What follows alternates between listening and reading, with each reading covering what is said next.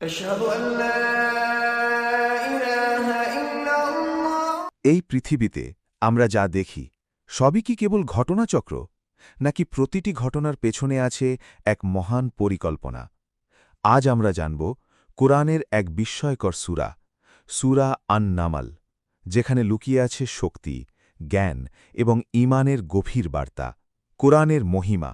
আয়াত 2-3। এগুলো কোরআনের আয়াত, যা হেদায়েত ও সুসংবাদ মুমিনদের জন্য, যারা নামাজ কায়েম করে, জাকাত দেয় এবং আখিরাতে দৃঢ় বিশ্বাস রাখে। কোরআন শুধু পড়ার জন্য নয়, এটি জীবনের পথ নির্দেশ। যারা বিশ্বাস করে ও আমল করে, তারাই প্রকৃত সফলতা লাভ করে। প্রফেট মূসা আলাইহিসসালামের ঘটনা। আয়াত 7-8।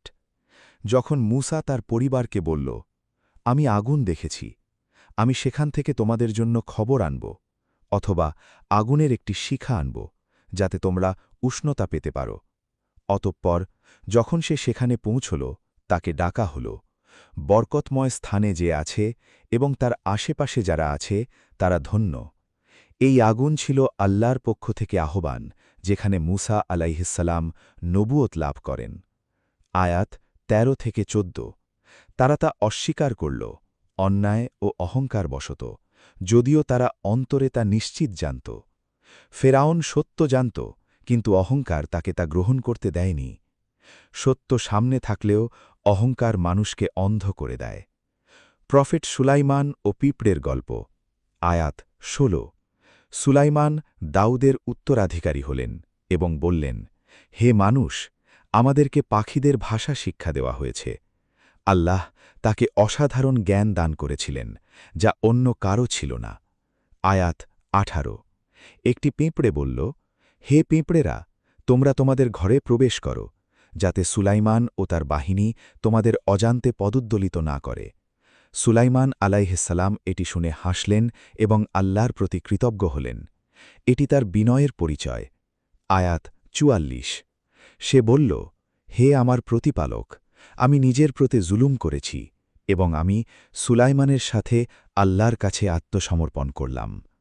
কুইন অফ শিবা শেষ পর্যন্ত সত্য গ্রহণ করেন। জ্ঞান, ক্ষমতা আর বিনয়, এই তিনের মিলনেই আসে প্রকৃত সফলতা। প্রফেট সালেহ আলাইহিসসালাম ও সামুদ জাতি। আয়াত 45। আমি সামুদ জাতির কাছে তাদের ভাই সালেহকে পাঠিয়েছিলাম, তোমরা আল্লাহর ইবাদাত করো। কিন্তু তারা দুই দলে বিভক্ত হয়ে বিতর্কে লিপ্ত হল। সত্যের আহ্বান আসার পরও তারা তা প্রত্যাখ্যান করে। আয়াত 51। দেখো তাদের ষড়যন্ত্রের পরিণাম, আমি তাদের ও তাদের জাতিকে সম্পূর্ণ ধ্বংস করে দিয়েছি। অবাধ্যতা ও অহংকার ধ্বংসের কারণ।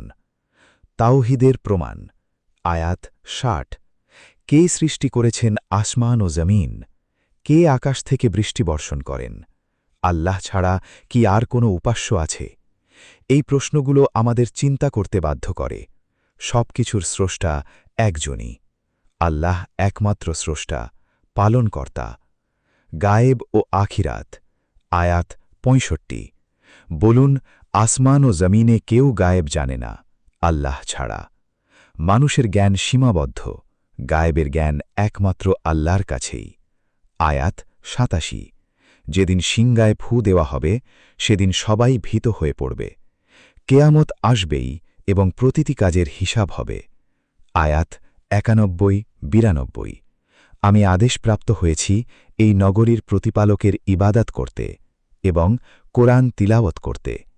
মানুষের দায়িত্ব পরিষ্কার, আল্লাহর ইবাদত করা এবং তার বাণী অনুসরণ করা।